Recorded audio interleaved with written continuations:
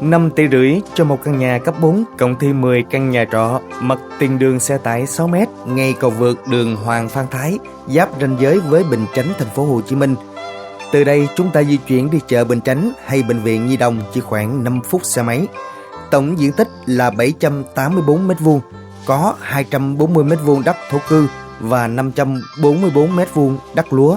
Hiện trạng full mặt bằng.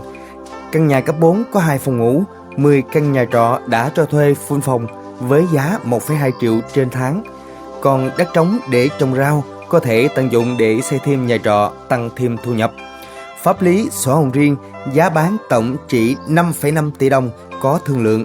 Anh chị nào quan tâm xin liên hệ với em ạ. Kính mời anh chị xem nhà.